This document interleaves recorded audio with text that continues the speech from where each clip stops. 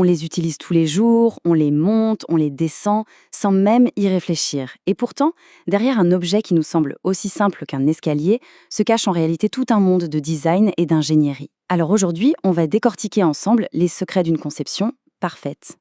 On a tous déjà connu cette sensation, non? D'emprunter un escalier où chaque marche semble nous accueillir, où le rythme de la montée est complètement fluide, naturel, presque sans effort. Eh bien, ce n'est absolument pas un hasard. C'est le résultat d'un design très intentionnel, mais qui est souvent invisible. Et justement, la clé de ce mystère, elle se trouve dans des documents comme celui-ci, un vieux plan d'architecte, qui peut paraître un peu complexe au premier abord. Mais c'est précisément là que sont cachées toutes les règles qui transforment une série de marches en une véritable expérience de mouvement. Allez, on plonge dedans. Bon, pour comprendre l'ensemble, il faut commencer par connaître les différentes pièces du puzzle. On va donc décomposer cet escalier, pièce par pièce, en utilisant le vocabulaire même du plan. Le tout premier terme à connaître, c'est la volée. Alors, qu'est-ce que c'est? C'est tout simple, c'est une suite de marches, sans interruption. Sur notre plan, on le voit très bien, il y a la première volée en bas et la deuxième volée plus haut. Ce sont en quelque sorte les deux grandes étapes de l'ascension. Et entre ces deux volets, on trouve un élément qui est absolument crucial, le palier. Ici, le plan nous indique un palier de virage. Son rôle est double en fait. D'abord, il offre une petite pause. Et puis, comme son nom l'indique très bien, il permet de pivoter pour changer de direction. Et qu'est-ce qui tient tout ça? Eh bien, c'est le limon. Le limon, c'est la poutre inclinée sur laquelle les marches vont venir se fixer. C'est vraiment la colonne vertébrale de la structure. C'est lui qui assure toute la solidité et la stabilité de l'escalier. Ce qui est vraiment intéressant sur ce plan, c'est qu'il fait la distinction entre deux types de limons. On a le limon de mur qui, comme son nom l'indique, est fixé contre le mur. Et puis on a le limon de jour, celui qui est du côté ouvert, celui qu'on voit, et qui contribue aussi à l'esthétique de l'escalier. L'un est donc purement fonctionnel, tandis que l'autre est aussi décoratif. Voilà, maintenant qu'on connaît les différentes pièces, on peut assembler le tout. On va suivre le chemin que l'architecte a tracé et faire l'expérience de cet escalier comme si on y était vraiment. Le parcours est très simple, très logique. On commence par la première volée de marche, on pivote tout en douceur sur le palier de virage et on termine l'ascension avec la deuxième volée. C'est une séquence en 3 temps qui est pensée pour être la plus fluide possible. Mais c'est dans le détail du virage que se cache le vrai coup de génie de ce design.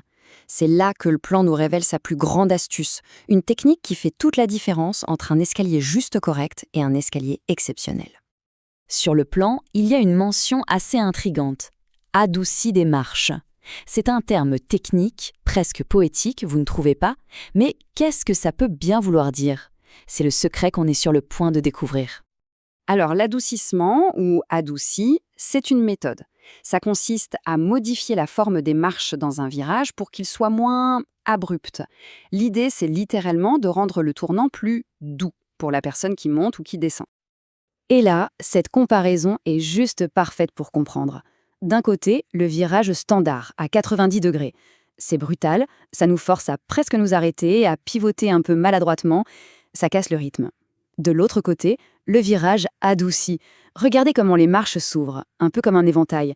Elles guident notre pied dans une courbe toute naturelle. Résultat, le rythme n'est jamais cassé, le mouvement reste fluide. C'est ça le point clé. Le design anticipe notre pas.